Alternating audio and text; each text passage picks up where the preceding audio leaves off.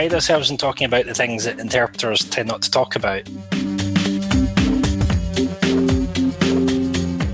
Interpreting seems to be doing quite well. Maybe that's because there's something more to interpreting than just saying stuff. But you can just interpret it and go like, beep! Moving on. Everybody has to get in touch with their feminine side every now and again. I don't know. I'm not entirely sure. Never mind.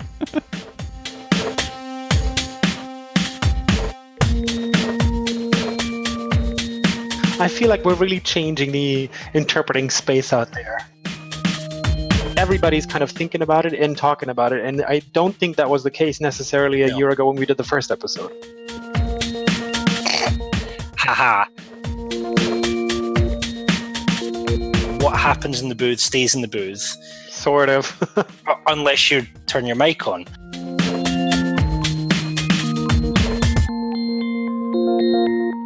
Welcome to Troublesome Terps, the cherry on top of the flaming Christmas pudding of interpreting. Oh, no, wait, it's already 2018, but we still have the Christmas bellies, I guess, but that's too much information. You don't want to know about that. Welcome to today's episode, which is going to be a year in review. And we have our usual suspects on the show, of course. First of all, welcome to Munich. Welcome to Alexander Gansmeyer. How are you today? Hello to any and all the naughty and nice boys and girls in Interpretland. This is your belated Christmas present, so I hope you do enjoy. I'm doing very well, and I believe you guys are doing the same, and we're still going to bring our jolly spirit into this episode. You bet. And, of course, a very warm welcome to the beautiful land of Scotland. Jonathan Downey, how are you tonight? Thank you, Alex. Hello, boys, girls, ladies, gentlemen, interpreters, actually normal people. It's nice to be back to our usual audio-only selves. As we'll talk about later, it was fun to do video, but this feels like coming back home after a long break to see family and friends and just being back home, chilled out and back to normal. And this time, we're going to have something really special. We have the prestigious, so long as you don't think too much about them, Troublesome Terps Presenters' Choice Awards for people's, things, events, stuff that have given us show ideas, entertained us, made us write angry emails and then delete them because you realise that you actually have a reputation to keep. we'll be talking about all of these things in our inimitable, unenviable, I guess, Troublesome Terps style.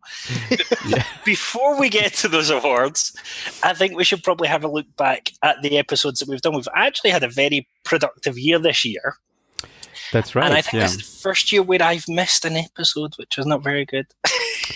That's right. I mean, we've had episodes before where one of us was missing, but that was the case this year as well. There was one notable change, though, because we switched to a new podcasting platform with our shiny new domain in earlier last year in February. But that's probably rather technical, and people don't really care about that as long as the podcast feed works. And I think it does most of the time. And then, indeed, the first episode was a double whammy. That was our episode about gender in interpreting with Camille Collard. See, this is one of the episodes that I really enjoyed. Well, I enjoyed them all, but I really enjoyed this one specifically because it's unusual that you get a subject which everyone wants to talk about, that research is doing something about, and that actually we can have a really entertaining conversation about. I think in a year where in the rest of the world gender issues became really hot potatoes, it was good to start off the year. Right, yeah. We were ahead of the times in a way. We were ahead of the times, and actually, from what I can see, interpreting seems to be doing quite well with that. And it was great to hear Camille talk to us about what is the difference between a male and female interpreter, and that's still unanswered questions. Why are 70% of interpreters female? I was going to say, why are interpreters 70% female, but that means something slightly... There's probably something to that, though. Well, you know. Everybody has to get in touch with their feminine side every now and again. Yeah, that's I'm right. there. No, but it was certainly a fun episode to do, and you know, the inspiration comes from anywhere for these podcast episodes. And in this case, I think I've known Camille for a while because she's based in Brussels as well, and I think I heard her presentation at the CUT conference in Geneva in 2017 or 2016. I don't quite remember. I think it was 2017. And then thought, well, this could be a very interesting topic for the podcast. And you two guys agreed that we should have her on. So we did. Yeah, and it really was. Yep. And I do believe that we're going to have Camille back at some point in the future as soon as her actual research has been published and everybody has access to the information so we can discuss everything. Because if I remember correctly, she wasn't able to tell us everything in order to not get ahead of herself. So yeah, that's right. She's still in her PhD. Yeah. It's the frustrating thing with research that sometimes you know stuff that you can't tell anyone. Yeah. And other times, I was talking to my former PhD supervisor today, and I said one of the other frustrating things about research is you know that there is an answer to a question out there somewhere. You just don't know what it is yet. So, or maybe you have the data, but you still have to go through it and go find it. Oh no, I'm a bit of a data addict. But anyway, Then we had the episode that I missed, which I think was one of the most fascinating episodes for me to listen to, was on Trumpslation. And again, we're ahead of the curve. I was just going to say that, yeah. As we're recording this episode, there's another debate about that. And the funny thing is this time it seems to be translators that are struggling. The interpreters are like, really, people, we deal with this all the time. That's totally fine. Yeah. And the translators are really struggling. Well, it's journalists as well. I mean, not necessarily translators, but journalists that have to translate it and have to write, their article within 5 minutes to go up on the website, that kind of thing. So you have the added time pressure as well. Which is exactly what we have in the booth as well. As you come up with something and you realize it was wrong 5 minutes later and you self-correct later. But it's one of these lingering questions, and it's one that I'm looking to find a better answer to myself is, what is interpreting? If interpreting is just exactly relaying what is said, then it doesn't matter what the audience think of us for saying it. Yeah. But if there's something slightly more to interpreting, then maybe that's what we're discovering when interpreters say, I'm really uncomfortable interpreting this. Maybe that's because there's something more to interpreting than just saying stuff. Yeah, I mean, that was the debate that we had back in the day, was, whether we should censor ourselves or whether we should distance ourselves from what we in general as interpreters, whether we should distance ourselves from what is being said. And the added problem or the added challenge this time around is that it's a curse word, that usually would not show up on TV or in the media. Absolutely. And that was the other debate that was happening, whether that should actually be rendered in, on TV and in the newspapers, if they should just reproduce it or whether they should censor it. I suppose the easy answer is just print lots of stars in their own, let people make up their own word. Yeah. That works very well when you're doing interpreting, because you can just interpret and then go like, beep, beep.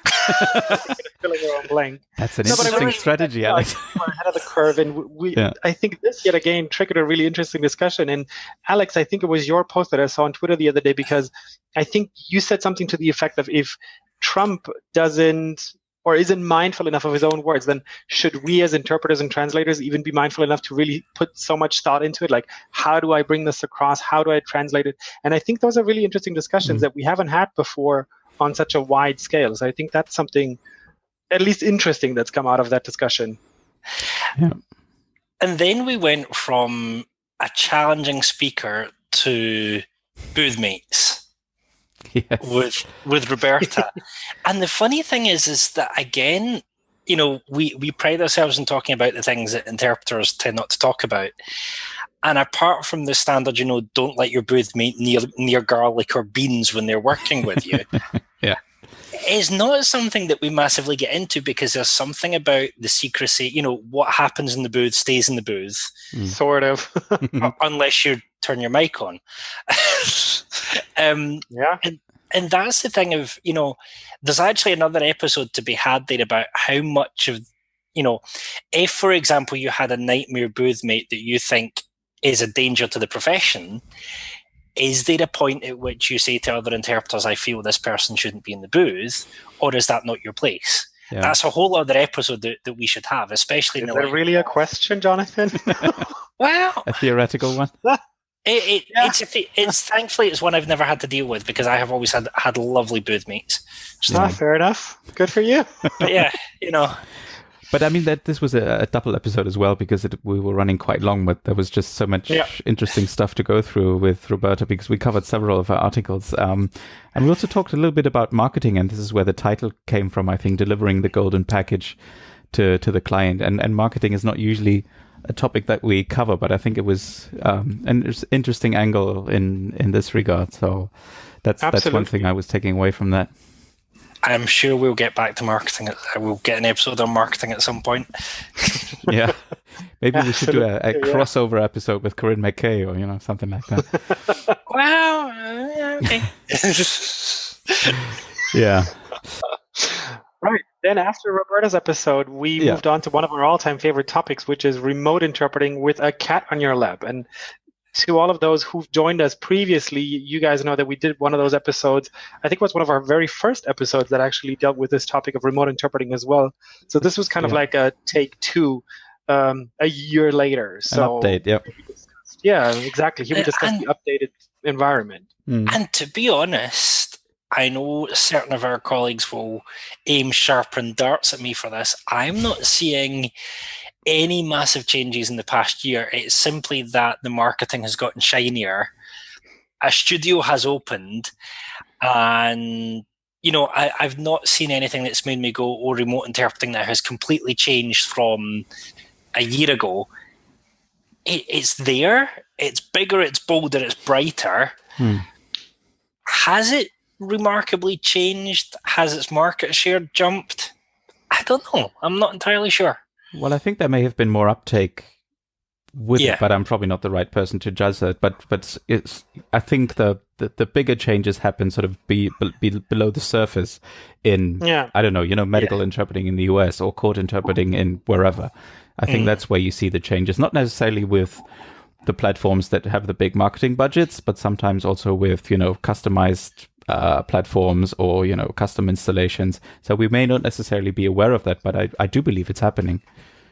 And I do think that the biggest change in that year that we've spent in between those two episodes is the mind share, because I think now interpreters everywhere are really talking about this topic, either because they're curious or because they're afraid or because they think it's going to be a challenging change, but everybody's kind of thinking about it and talking about it. And I don't think that was the case necessarily a year ago when we did the first episode. Completely agree. I think also the environment has shifted. We may get to talking about more of this later, but I think there's now an appreciation amongst most platform makers that unless they get good professionals on board, they are sunk. And I think with that realization, I said most, not all. I know a couple of exceptions. I'll say some. but especially with people like Evandro Magalhaes, I completely mispronounced that. But there's with an episode Evandro, for that, actually.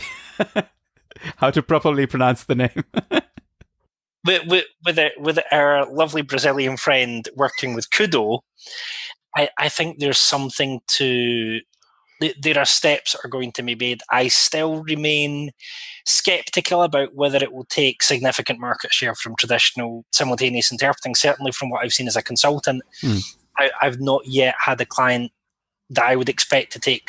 In fact, I've not yet had a client ask me to supply remote to a standard conference.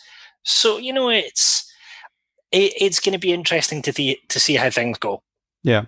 And I think one thing that has definitely changed was that a big association that starts with A has now started its own, do they call it a task force, Alex?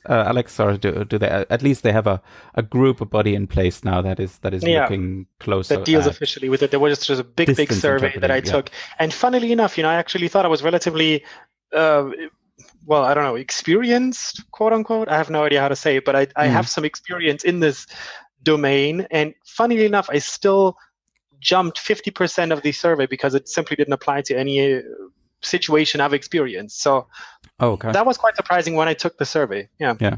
So what were those bits about? Do you remember? I'd have to go back and look. Never mind. Moving on. We can cover that on our next episode about remote. Then we'll cover exactly. and then we went from that to social media, and there is actually quite a lot of link between them. And I think, Alex Gansmar, you said that our social media episode was the most downloaded ever, which is a lovely piece of irony. Yes. Yeah, in a way it is. I think there's a a debate still to be had over not being a Muppet, as Hugo wonderfully put it, but the fact that interpreting traditional invisibility has been working against us for a long time.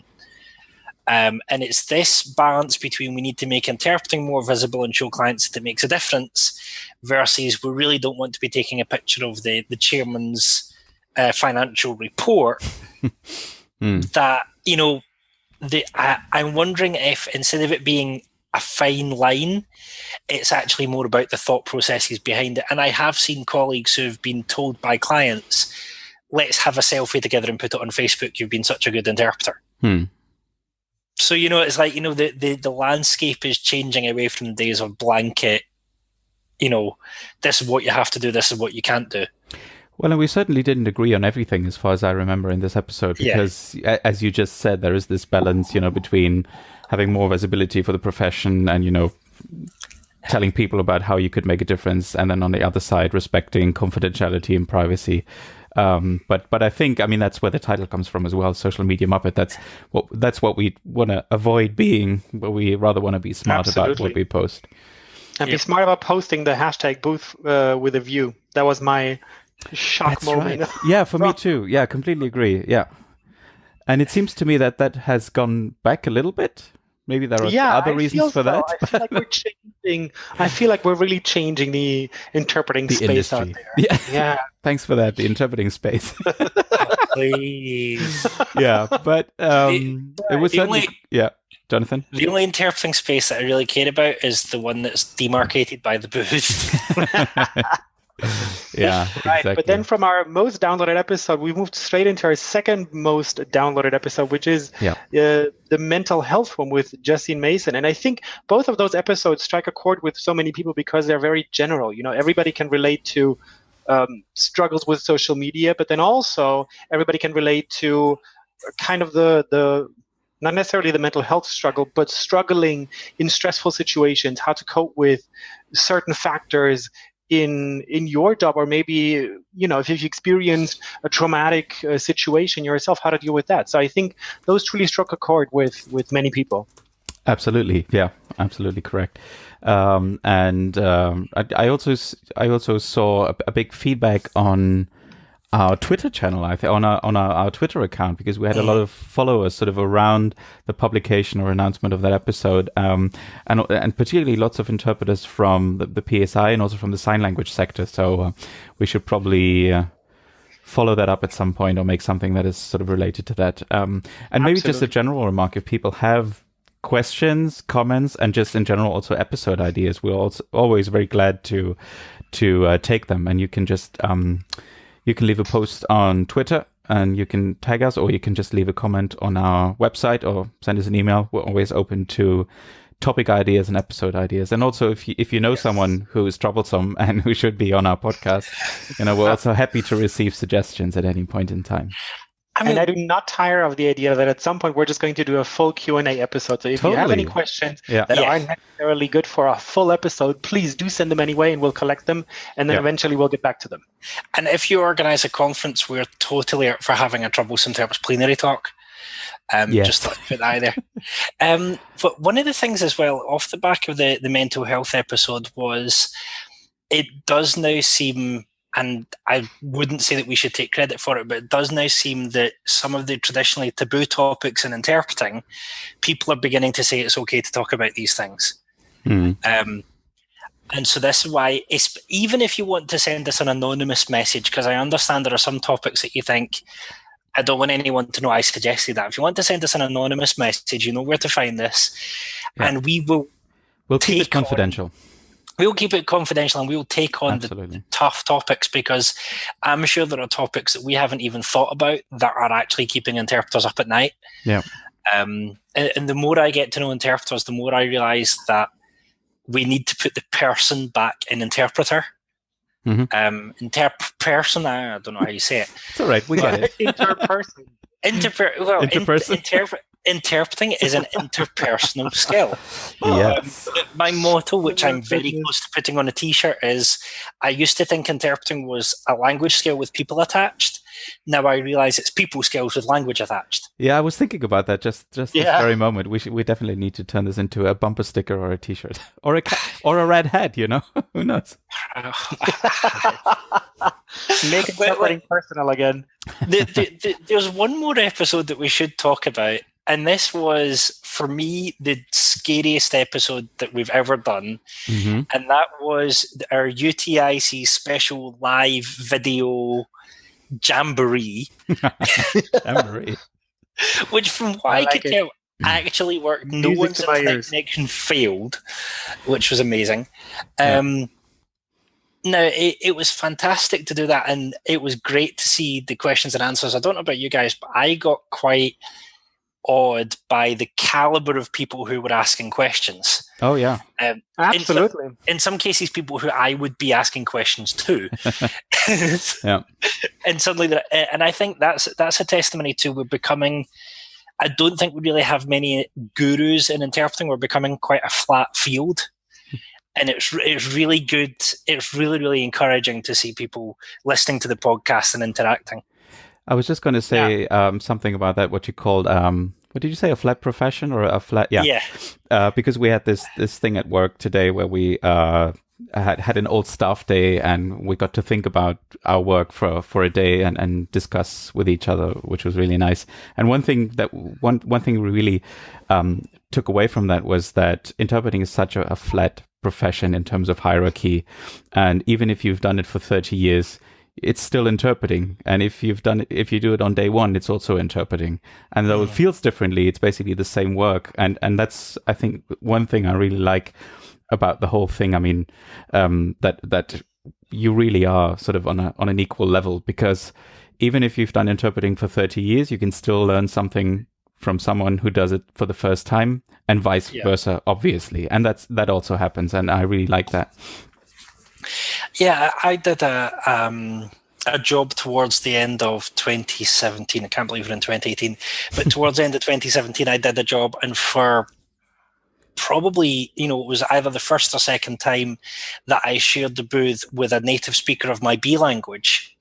And it was fascinating that we were picking up phraseological things from each other, and realizing that actually, although traditionally, I don't know about your booth, but often I'll be, doing term checks with my booth mate. What I was doing as much as anything else is going, that's a really nice French phrase, I'll use that. And it's nice that you can do a job and go, actually, I'd never thought of putting it like that, I'll do it that way. And because he was giving really nice Swish French, it inspired me to then push the level of my English delivery. And it's funny how having a new booth mate, although I really missed my usual booth mate, but having a new booth mate can actually make you develop in ways that you hadn't thought of before. It's invigorating, yeah, absolutely agree. And scary. Yeah, depending on the booth mate. Yeah, but you were just speaking about gurus. That was interesting because during the weekend I was in Valencia for the AIC assembly, which is the big meeting of AIC every 3 years. And Franz Purchacker was there, and I had to think of you, Jonathan. He was just sort of, innocently innocently running around on the conference floor. So that was interesting. He is a lovely, lovely guy, and you wouldn't think to meet him that he was interpreting's equivalent of Stephen Hawking. Yeah, we have to have him on at some point. I don't know. If somebody can make an introduction, please do. Well, actually, I was in contact with him not so long ago. He was my PhD external examiner, and I recently had a paper out in his journal. So, I have. What are you waiting for? Bring him on. I feel like we know who's going to make the introduction. I couldn't possibly do anything about it. Okay, well, we'll come back to that. But I thought, since we're looking back at the last year, it would be interesting to maybe also talk a little bit about interesting events that we've attended or interesting conferences. And we have covered the topic of conferences in episode 8. I just checked. And we talked a little bit about academic conferences and practical conferences, and there were quite a few good ones this year. So I thought we could probably talk about that for a little bit. And interestingly, there are 2, I think, in this list here that we have in our script, where Jonathan and I were both in attendance. And while we still haven't been in the same room, all 3 of us, we have at least managed to have two. Get a webinar. Several configurations of two in the same room. And the webinar, of course, yeah. That's true. Yeah, because, I only attended the bar camp that we actually organized, that Alex and I and a whole host of other fabulous colleagues organized in Karlsruhe this year. So there it was Alex and me, but then Jonathan was missing. So I feel like that was kind of my turn to hang out with one of the Troublesomes. But yeah, besides that, I actually only attended the AGM of the VKD, the German Conference Interpreters Association, just because... I just don't have a lot of time, and oftentimes these kind of conferences, they kind of clash with, just my interpreting schedule. So I'm trying to better myself, though. So this is kind of one of those things that I'm looking at in 2018. I already missed Valencia just because I was still on my Christmas holidays. But that's a good excuse. That's all right. I know. I'm going to use that for as long as I can. But, that's right. And just a quick plug: if you're a conference interpreter in Germany or in any of the German-speaking countries, and if German in your combination, the next bar camp will take place in early March in Regensburg. So that's a little plug right there. So I think I'm trying to think of all of the I went to 4 events last year. I may have missed one. The interesting one that I found, and again, possibly because interpreters traditionally don't talk about marketing, was Alex and I were at the CIOL marketing event. We had a really nice range of speakers, most of whom I'm still in contact with, actually. And I find it fascinating how we're suddenly realizing that interpreting is a business. And because it's a business, we have to market it. But the way we market it isn't the same as other businesses. Mm-hmm. I found it fascinating. I think I was talking on getting into client magazines. Right. Yep. We had the chat kind of on, if you like, MBA style marketing as well. And I think it's fascinating that we're only just beginning to discover, one of the big questions is, why do clients buy interpreting in the first place? Yeah. And when you start to see some of the answers, it surprises you a little bit. I'm beginning to realize that no client ever buys accuracy, apart from maybe courts. They're buying a service to produce results. Mm-hmm. And accuracy matters because it helps produce the result, not because it's a thing in itself. Mm-hmm. But yeah, how did you find that conference, Alex? Because it must have been strange for you to be at a marketing event as a staff interpreter when kind of Skeek seemed to have that covered, the kind of value proposition covered in the European institutions. Yeah, I mean, we still have to do marketing to some extent because we need to convince our clients as well to, make use of us, and we have to find new clients as well. That's it's a slightly different marketing, but it's some kind of marketing nonetheless. But to be perfectly honest, the main reason I went to London for that event was to see you and to see Marta, and we got a very nice. No, it's true, and we got a very nice photo bomb out of that, so it was totally worth it.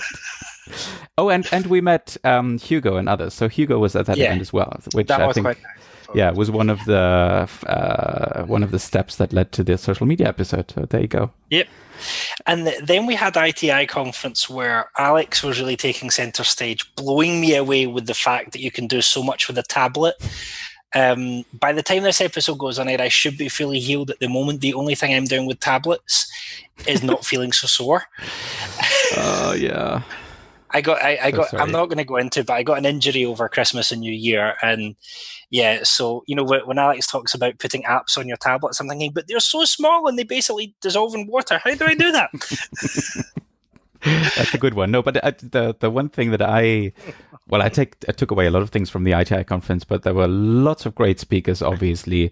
There was Lane Green, who is the Economist language columnist. What's it called? The Johnson column. That's right. He's also great on social media, by the way. Then there was, what's her name, Jonathan? Help me out. The lady from TV. Susie Dent? Susie Dent, yes. Yeah. That's right. Who was your favorite speaker? That's hard to... actually, I would have to say Justine. That's where we met Justine Mason. That's right, yes. And it's where we heard the mental health thing. I also have to say, and I'm not just saying this because I'm on the ITI board, Sarah, the ITI chair, and Paul, the ITI CEO, really impressed me not only with the skill of their presentation, but with the fact that they're demonstrating a vision of where the professions can go. I think if there's one thing that we're desperately crying out for in these times of ours, it's for association leaders and for, if you like, professional leaders to stand up and be counted and say, yes, we can do better than just being swept along by trends. Yeah. I think we do have, yes, it's a flat profession, but we do have influencers, and we need influencers to stand up and say, there's something better than just doing whatever you're told to do. Yeah. It's actually a great segue, because I wanted to say that I saw Sarah Griffin Mason speak at the TC39 conference in London in November. TC is for Translation and Technology. Translation and the Computer. That's right. And it's usually more for translators and language technology geeks. But there's starting or have started opening it up to interpreters as well, which was great. And she gave one of the keynotes, which was fantastic. So we definitely should have her on the show at some point, I think. Absolutely. And there were lots of good conferences last year. I mean, I went to too many, I think, because I remember traveling a bit too much last year. I have to change that this time around. Didn't start that well because I already went to the AIC Assembly last weekend, but there you go. Is there anything you're looking forward to this year in terms of events or conferences? I can't wait to get back to BP. So I went to BP 18, which was my second BP conference. Chaba Ban, who organizes it with his wife, really raised the bar. We had an entire day of TED Talks, TED-style talks, and then we had a day of long talks. And we had when you have people like Chris Durbin, Judy Jenner, several association leaders on stage, you know you're going to have a good day. We also had the then president of FIT, Henry Liu, was there as well.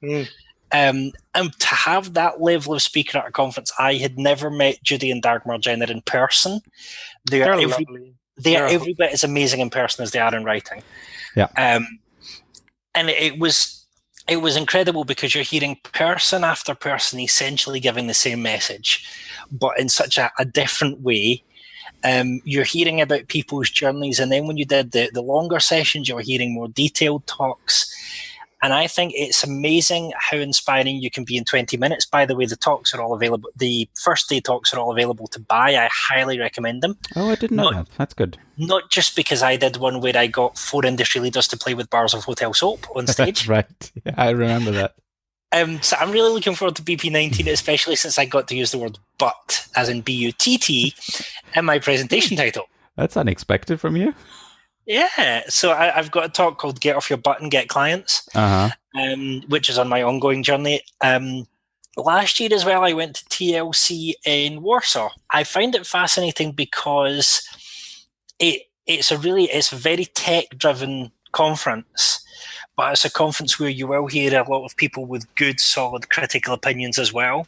And if I was to have a New Year wish for this year, it would be that interpreters start driving the tech conversation rather than the tech people driving the conversation. Amen to that. Yep. No more tail wagging the dog. That's a good point.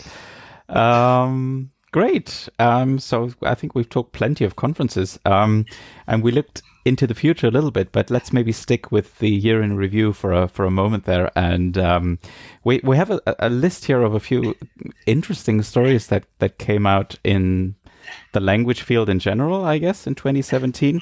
But I don't know if you, I think, Alexander, you had an article that you really liked. Do you want to talk about that for a minute? I did have an article that I really liked, and it was again by our friend Ewandra, who was on our podcast, and it's actually, oh God, let me get it wrong. I think it was called 7 Things Your Staff or Your Chief Interpreter Would Like You to Know. Yes. And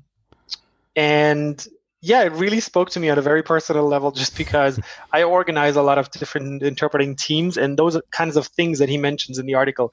While not all of them do necessarily apply to the freelancer field and how it works there with the teams, it's very spot on. So if we can link it down below in the podcast description, Do read it if you get a chance. It's a lengthy read, but it's worth every second of it. So that was definitely one of my highlights this year.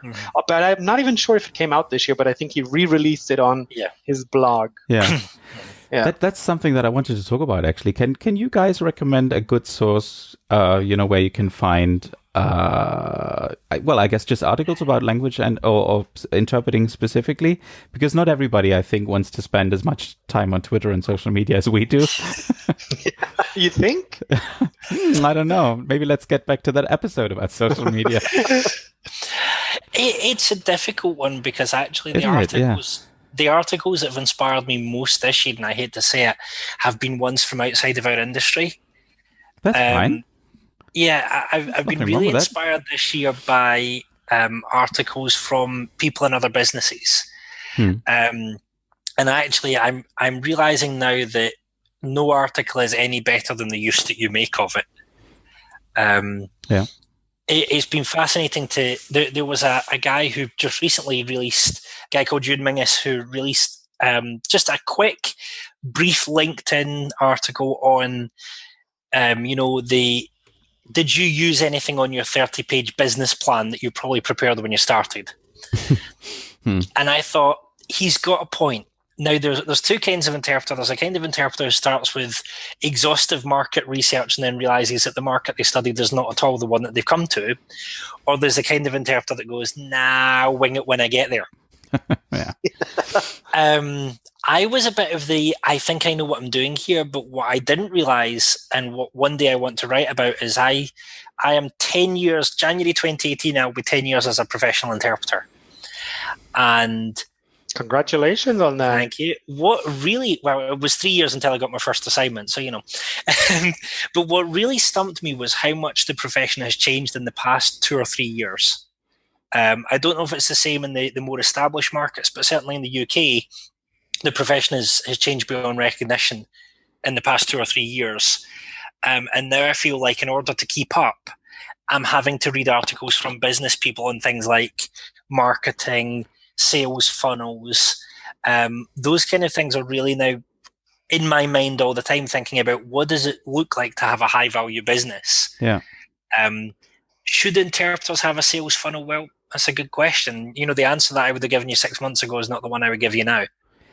But I do think that's kind of the point, right? Because we do know what we're doing. We do know interpreting. We kind of know our market. We know our colleagues. We know the most prevalent technologies out there, be it in a booth or tour guide or even remote. We kind of know our way around that. But I do think looking outside our own comfort zone and reading other industry publications is kind of the way that you really push yourself forward on a business level, but also on a personal development level. Because I do think that we need to do that. We need to look outside our own little kind of interpreting space, interpreting box, if you will, and just try to kind of expand our horizon on the business front. I think what you're doing is just right.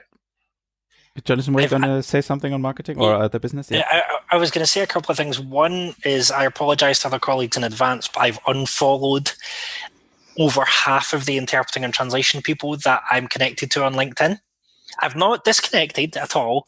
I've just chosen to unfollow. And so gradually I'm training my LinkedIn feed to show me very few interpreting and translation stories, but lots of business stories and business articles, and especially business articles that are relevant to the kind of clients I'm trying to appeal to.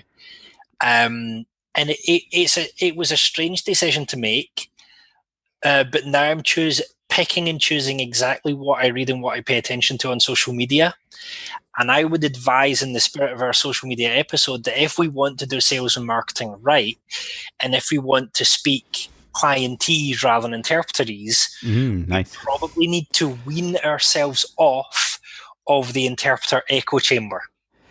We probably need to spend, maybe Pareto it and do 20% of our time gleaning from other interpreters and 80% gleaning from the wider world. I don't know if that's the right proportion, but it's certainly what I'm aiming for at the moment.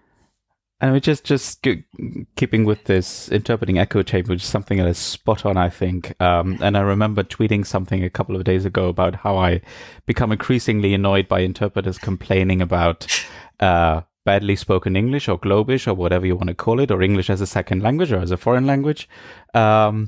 And that got quite mixed reactions, which was interesting and led to an interesting little discussion on Twitter. And some colleagues saying, well, but, it's a real problem and people do not really communicate. They cannot get their message across when they don't speak their mother tongue. And sometimes they can, but they still decide to speak English. And others said, yeah, completely agree. And it's not, it's not our choice. I mean, if a delegate decides to speak English, that's their right, of course, and that's their decision. And then we can bitch and moan about it in the booth when the mic is off. But when when clients are potentially listening or reading, we probably better shut up or you put on a brave face. Put it differently. Do it.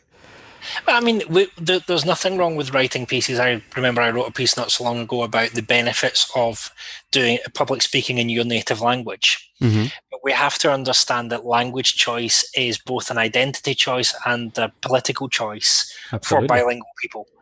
So, for example, French is my working language, but if I were ever to be called to testify or taken to a French court, I would ask for an interpreter. Oh, you bet I would too. And so if we're aware that for us language is a business choice, a political choice, an identity choice, then we have to understand that in some cases clients feel that they are more intelligent sounding in broken English than in perfect Macedonian or whatever. Now, we might not agree with that, and we could point... I mean, I've written an article in Flybee's Flight Time magazine in 2017 on why you're going to sound a whole lot better in your native language. But there are good reasons why people choose to speak in Globish and broken English. And to assume it's just a language thing is to entirely miss the point. Yeah. But also, Jonathan, and I think this is important to kind of get on the record here, your articles, both of those, put a positive spin on it. It was always like why it's better for you to do this and why you would sound better in your native language. And it's not like you shouldn't do this. You don't speak a foreign language because you will sound bad. And so I like that you actually put a positive spin on it. And I think that's the way to communicate, because if you tell people off, don't do this, you're going to suck at it, that's going to be really bad for you, then, that's not really kind of the way to go in speaking to grown folks, because they can do whatever they want. Well, I have a policy as a consultant that I stop working with interpreters who speak negatively about clients in public. Yeah, and it's the same about educating clients about the difference between interpreters and translators. Most of them really don't care, and it's fine. Yeah. So long as they do the job, they really don't care. And we'll survive, Yeah. As long as they think that we're going to be synchronous translating their thing, and they still book us, I'm fine. I'm happy. Yes, I need a team of 2 synchronous translators for tomorrow. Yeah, exactly. Well, I did joke with someone who said, can you simultaneously translate at this conference? And I said, well, I'm not sure I could type that fast. And then I had a laugh, but it was fine. And the client looked at you dumbstruck, like, what is going on here? I think it was like at a networking event, and they actually found it funny. But that moves us on to the most controversial thing, and something I have to be careful how much I say about, because I've just signed the book deal. And this is 2017 was the year when machines thought they could do our job. We've got here Amazon entered the machine translation world, and of course with Amazon Alexa in apparently everyone's house, they're going to be the world leaders in interpreting buy me a pizza, buy me some trousers. No Alexa in my house, never ever. Yeah, and then you've got DeepL. We've got so many people coming into this market. And lots of money too.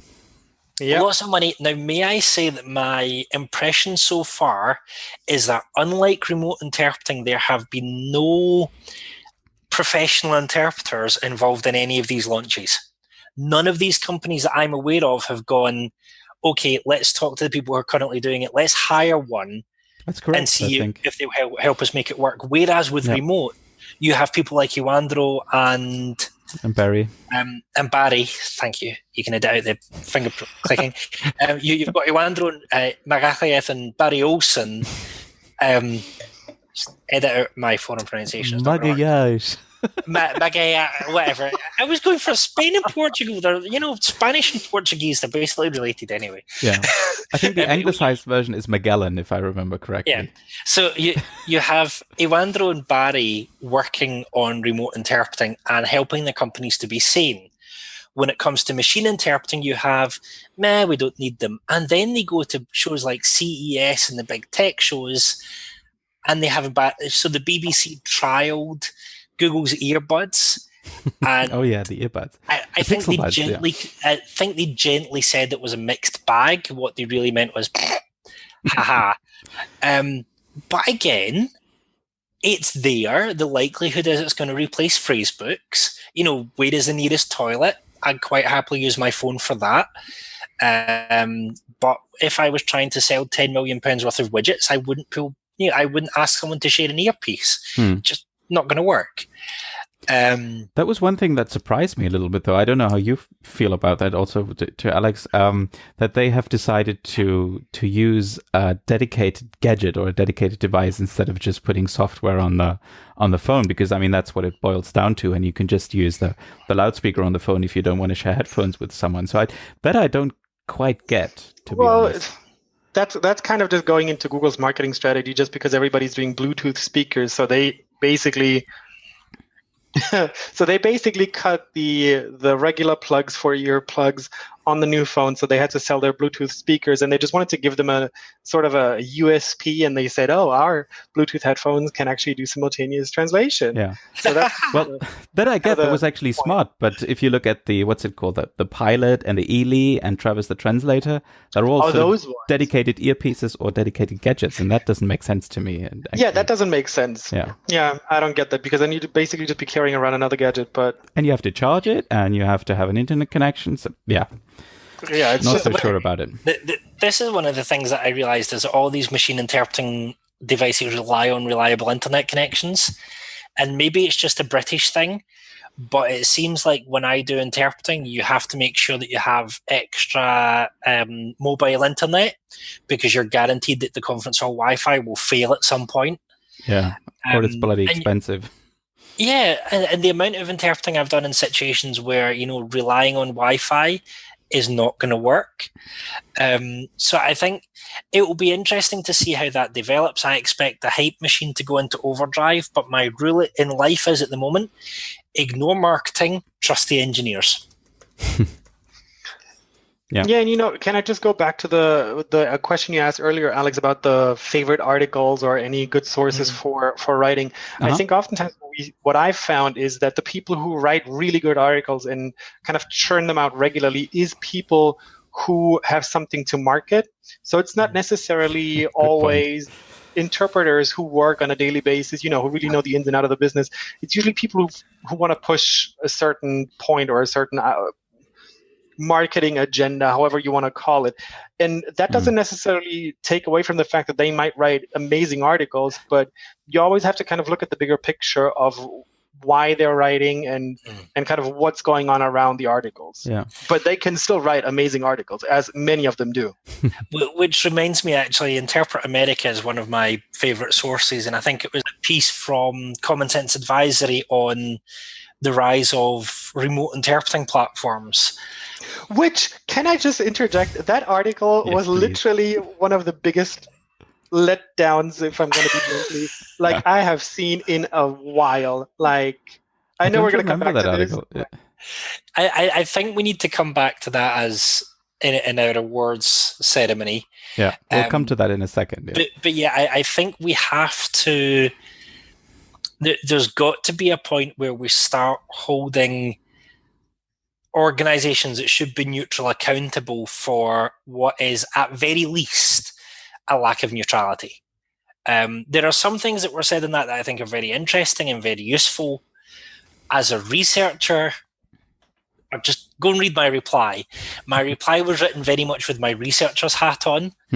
And the reality is, I don't think anywhere we have reliable data on the key stats on remote interpreting, such as real-life interpreter stress levels.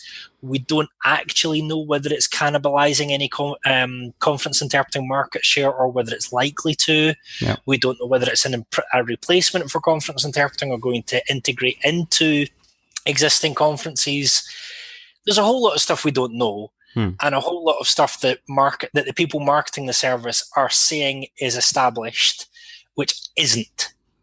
And I think we have to say, if we don't have the data, we don't have the data. Stop making it up. Yeah. Maybe just one last point on the whole, stuff we like to read in 2017. I think there were quite a few articles and lists of professions of the future / professions that are likely to die with automation and AI, because everybody needs to talk about AI, even if they don't have a clue of what's going on. So there was a lot of that, and most of it wasn't very interesting. But maybe we can link a couple of articles for those who would like to read about it. And that was just one thing that I wanted to mention.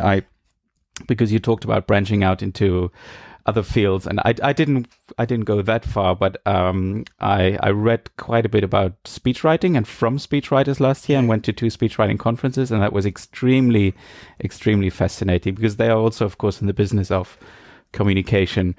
Lovely crowd as well, lovely bunch of people. So I really recommend going into another field, even if it's closely related, and just getting to meet those people and learning more about how they approach things and about their mindset. That is excellent advice. So should we come to the main highlight, to the awards section? Drum roll here.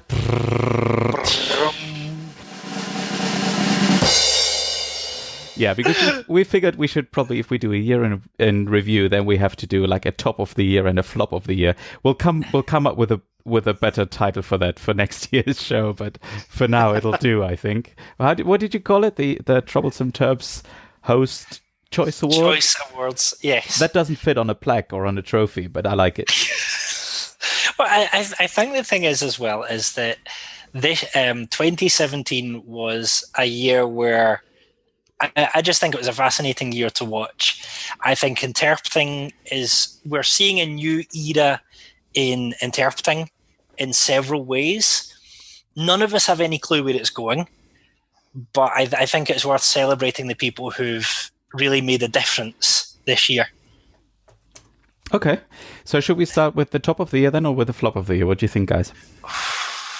That's a tough one. Let's say we start with the flop of the year, because I always like ending on a high note. Okay, good. Yes, let's start with the flop of the year. I just need to look up my top of the year anyway. Yeah, and my suggestion was we just do it round robin style, and we just get to pick one each. Although there may be some overlap, I don't know. So since we just talked about these translation earpieces and babble fishes and what have you, I think that is my, if not flop of the year, then at least disappointment of the year, because one of them, the pilot, I think it did finally ship in the end, but it was extremely late and I think mostly disappointing, and I haven't really heard of them at all since then. Yep. The Ely had very bad marketing, because they were basically running around Tokyo chasing after girls with their device, which was a terrible idea. Which was horrible. Yeah, especially in 2017. Yeah, I know. #MeToo. So that's my flop of the year right there. I think that's a very valid pick. Yeah, I would say machine interpreting has been the flop of the year. I would have to go with that as my flop of the year. But for a different reason. That is because it has the potential to do something valuable, and they've just shot for the moon, and they haven't even gone even near the moon. They've kind of crashed down to Earth with a bang. And I hate to say this, but I hope it's rescuable. Yeah, I mean, when we say it's been a flop, that doesn't mean it cannot get better, or cannot change completely next year or in 2 years. Yeah, and it actually has the potential to help us as human interpreters do a better job.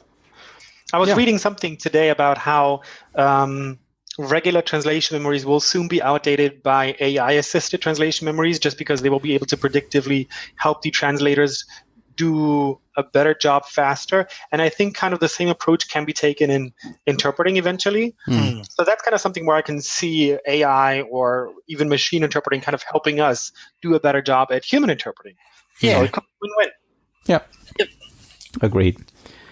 Did you guys want to pick something else for top of the year? Anything else anything else? For flop of the year? Yeah, flop of the year. Sorry, My personal flop of the year, I think it kind of goes into that technology direction again, is all these remote simultaneous interpreting platforms, RSI platforms, because they're just popping up like wildfire everywhere, and each and every single provider claims to have reinvented the wheel, and they're going to shake up the industry, disrupt everything like we've never seen before. And it's just like, come on, guys. Eventually, one of you is going to kind of, figure out how to do it. But until then, let's just, take it keep easy. our pants on. Yeah. Was there not a conference that I wasn't at where a remote interpreting platform, as we say in Scotland, got their got their arm in a sling intended to them. from interpreters? Yeah. Now there may or may not have been such an event. Let's not name names, okay? And also let's not name names on people in our comments box who have had their rear ends handed to them. No, but I think there are two lessons there. One is interpreters cannot ignore this stuff, and they have to engage in the debate civilly. The other lesson is the platform providers have to realize that whether they like it or not, they are the servants and professional interpreters are the master. Because without good professional interpreters, they have no service. They can tell clients whatever they like. Without us, they're sunk. The only way for an RSI platform to win is to get interpreters on side, and that is the truth. And if they don't like it, they will go defunct, and we won't care. I mean, maybe they're just kind of counting on the fact that Siri is going to do our job eventually. So, Exactly. I was just going to say that, maybe they are just thinking, well, at some point, AI is going to be good enough. But I mean, for the 2 or 3 years, we'll just have to make do with those crappy interpreters that give us a hard time all the time. I am brave enough to say that I predict that 2018 will be the year of the human interpreter. It will be the year of the human interpreter. You heard it here first. 2018 is going to be the year that human interpreters suddenly realize how amazing they are, and clients suddenly realize that. I think the market is going to grow in 2018, and I think if human interpreters take the opportunities that are ahead of us, it's going to be our year. I'm totally drinking to this. Great. Cheers to that. Should we move to the top of the year? No one in the audio can see the size of Alex's wine glass at the moment. It's tiny. It's about as tiny as Donald Trump's It's the smallest wine glass I've ever seen. So sad. Exactly. So sad. Oh, it's God. true, believe me. Yeah. I really feel in the mood for the top of the year now. What do you think, guys? Yeah. We've been so mean to people. We should probably be nice to some people now. Do you want to go first, Jonathan? Did you find something? Okay, I have a joint top of the year. I can't decide. Okay. Justine Mason is my interpreting figure of the year. I think we should be listening to her much, much more.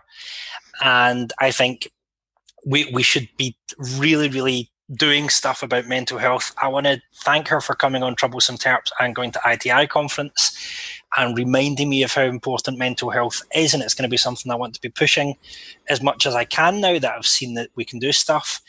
My talk of the year actually goes to a talk from BP conference in Budapest this year. And it was a talk given by a man who works for a Swiss bank.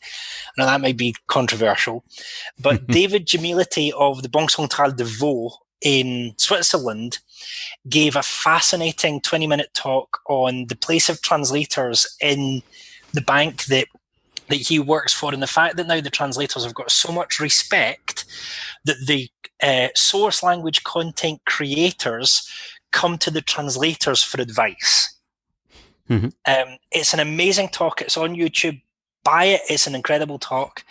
And it's inspired me because all of this time I've been thinking about, working in partnership with clients, making a difference to clients, realizing what we do and all of these things.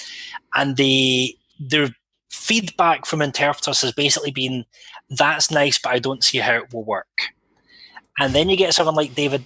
Admittedly, he's a staffer, but What does The that mean? fact, well, it's Well, definitely Alex. it's different if you're on the payroll than if you're a freelancer. I know, yeah, just But messing around. talking to people like David, and then talking to business people and saying, yeah, and I was talking to a guy who helps consultants grow their businesses, and he said his entire way of doing business is partnership and adding value, and showing people that they can do better than they're doing before. And I'm now realize that David Jamility's talk inspired me that if he can do that in a bank as a translator, then interpreters can do something similar if we start working with similar clients. If we start working with the same client over, 3 or 4 years, there's no reason why we can't make the same difference.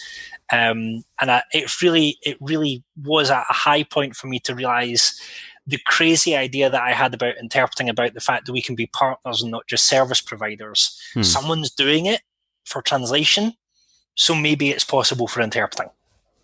Sounds good. Yeah. Do you want to go next, Alex? I think my top of the year, I've already mentioned, is Evandra's article about the things he wants you to know about chief interpreters. And I think it kind of actually, if you take it a step further, goes in the direction that Jonathan was just mentioning, because I remember reading the article vividly. I was on a plane and I felt myself just nodding along, and I was really pissed that I was on a plane because I really just wanted to send it to people and be like, read this, he's so right about everything. And I think if you take it a step further, it's also about providing a service, because I just kind of felt like the article applied to me in my freelancer life, even though I don't have a chief interpreter managing me, or even if I'm not the chief interpreter, but I felt like I could apply it to my event organization and team organization efforts. And with that, provide a service, an added service to the client, but also provide a service to the profession, kind of to the colleagues who I would hire on these teams. And I just really feel like what he wrote spoke to me. I've said it to a few colleagues since then, and they all agreed that he really hit the nail on the head with it. And I think if we could just kind of look at these elements and, internalizing them is probably the wrong word, but kind of recognizing them and trying to make it so that we're a better team. Yeah. Because at the end of the day, we're all on the same page. We're all fighting for the same team here. Sure. And I think if we can all kind of get on the same page and make each other's lives easier while also making the customer's life better, we can provide a better service, which goes to Jonathan's point. Amen. Yeah.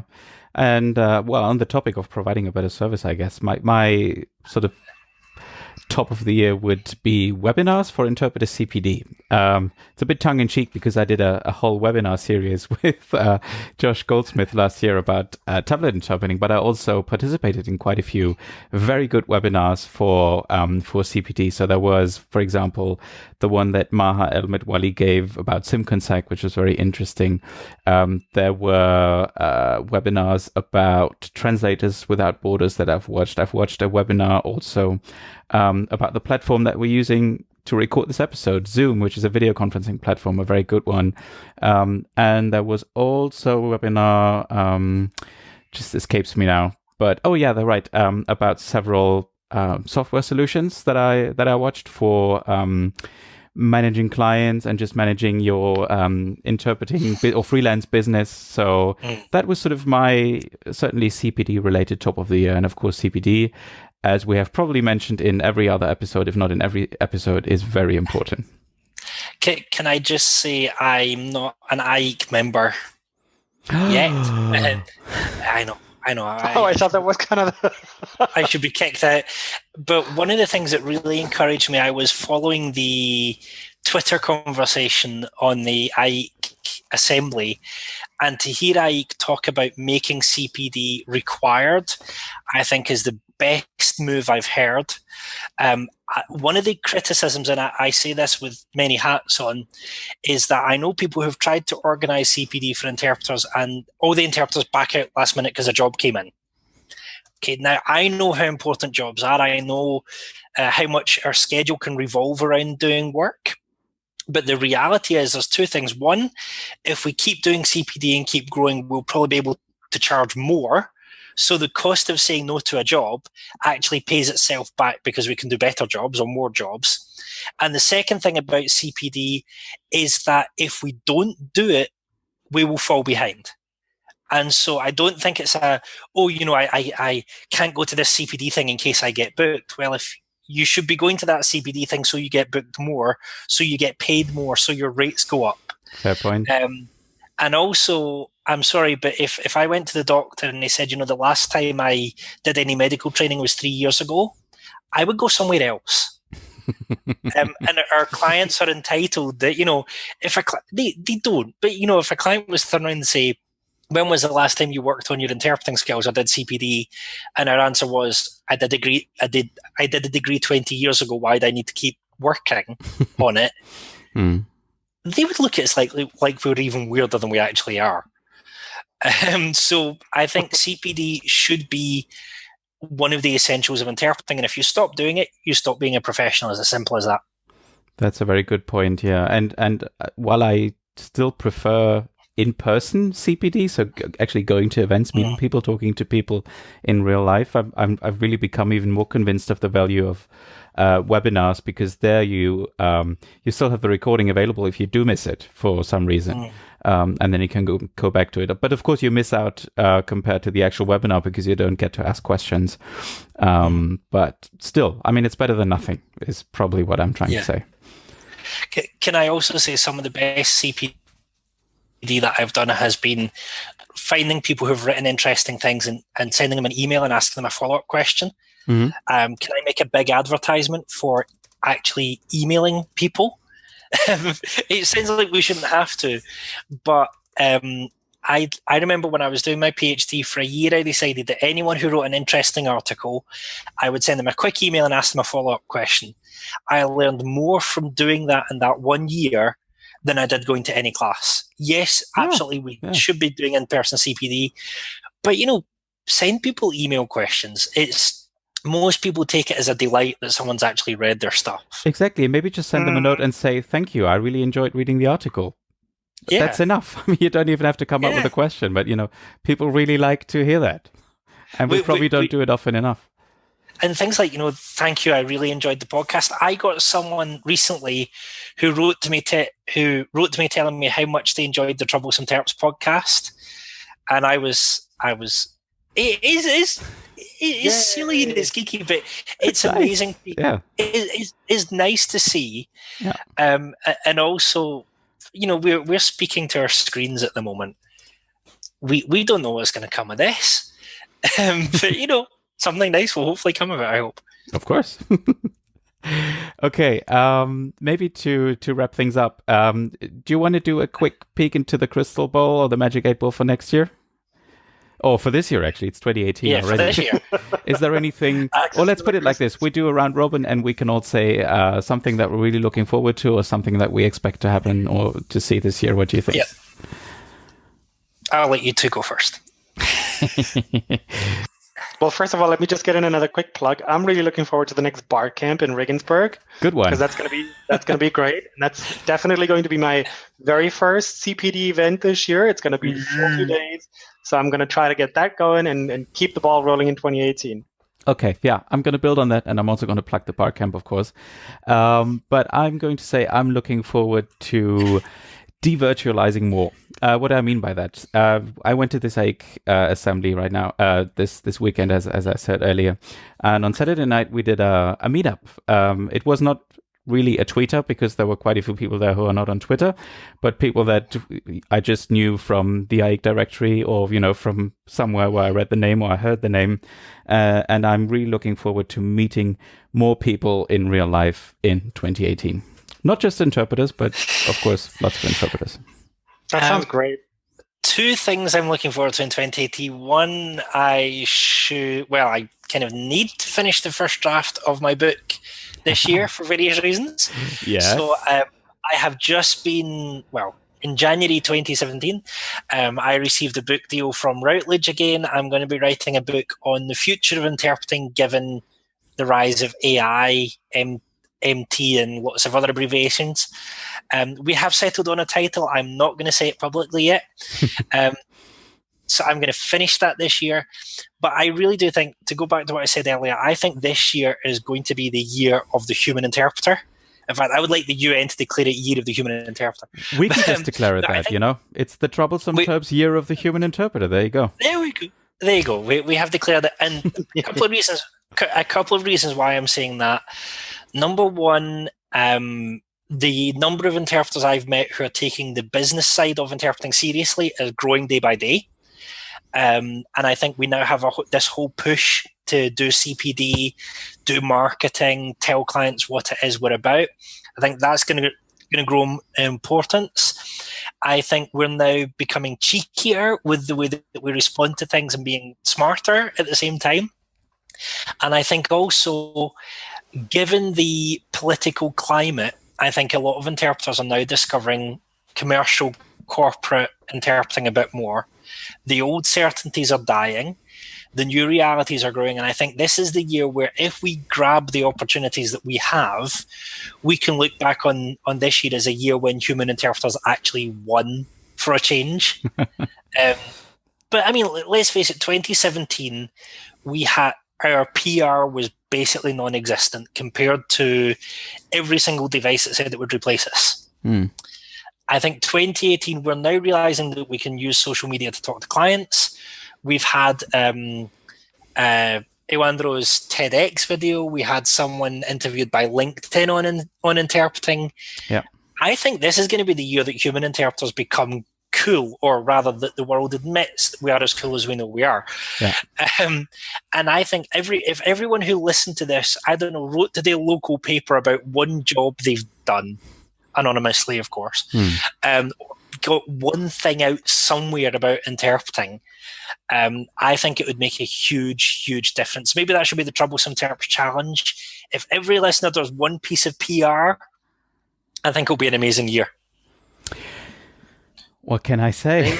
That was the perfect wrap-up for this episode, wasn't it? It surely was. Yeah, I mean, I really, really enjoyed this one. We always prepare something. Of course, we are interpreters. But we basically threw a lot of random material into the script, but I think it turned into a relatively listenable episode, and I hope the listeners agree. Relatively listenable. Yeah. And this is one of the things where what we should say now is every guest that we have on the show, we swear to secrecy about what the background of Troublesome Terps actually looks like. And we're still not going to tell you what the background of Troublesome Terps actually looks like. But let's just say we started this recording at 4 p.m. this afternoon is all I'm going to say.